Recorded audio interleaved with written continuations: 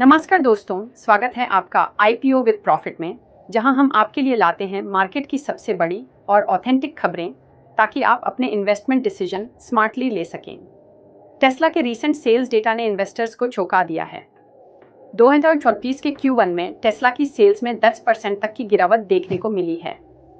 Experts का मानना है कि इसका कारण है चाइनीज ईवी कंपनीज का एग्रेसिव प्राइसिंग स्ट्रैटेजी और टेस्ला की मॉडल्स की राइजिंग प्राइसेस। टेस्ला का स्टॉक पिछले एक महीने में लगभग 15% गिरा है। इन्वेस्टर्स को ये समझना होगा कि टेस्ला का लॉन्ग टर्म विजन एआई और रोबोटिक्स पे शिफ्ट हो रहा है, जिसमें इलॉन मस्क एक्टिवली काम कर रहे हैं। टेस्ला के इन्वेस्टर्स को पैनिक सेल से बचना चाहिए। लॉन्ग टर्म विजन पे फोकस करते हुए रिजल्ट ओरिएंटेड न्यूज़ का वेट करना ठीक रहेगा। आरबीआई ने इंडसइंड बैंक के कुछ स्पेसिफिक लोन पोर्टफोलियोज पर कंसर्न रेज किया है, जिसमें एनबीएफसी और माइक्रो फाइनेंस सेगमेंट्स का इन्वॉल्वमेंट है। इंडसइंड बैंक का एनपीए अब 0.92% पर आ चुका है, जो पहले के कंपैरिजन में स्टेबल है, लेकिन कुछ लोन अकाउंट्स में डिफ़ॉल्ट की संभावनाएं बढ़ रही हैं। इंडसइंड बैंक में अगर आप ऑलरेडी इन्वेस्ट कर चुके हैं तो पैनिक करने की ज़रूरत नहीं है, लेकिन क्वार्टरली रिजल्ट्स और आरबीआई अपडेट्स पे नज़र रखना ज़रूरी है। नए इन्वेस्टर्स को डाइवर्सिफिकेशन काफ़ी मदद करेगा ताकि रिस्क मिनिमाइज हो सके।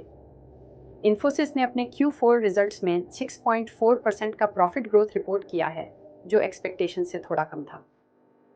कंपनी का मेजर रेवेन्यू यूएसए और यूरोप से आता है, जहां रिसेशन के असर के कारण क्लाइंट्स ने स्पेंडिंग में कट किया है।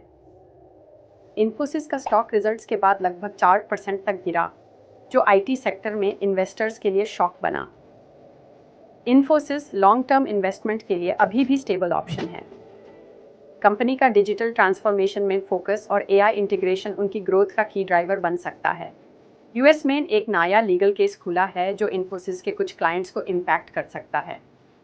यदि यूएस के कॉर्पोरेट सेक्टर में फाइनेंशियल क्रंच आता है, तो इसका प्रभाव इंडियन आईटी कंपनीज पर भी हो सकता है।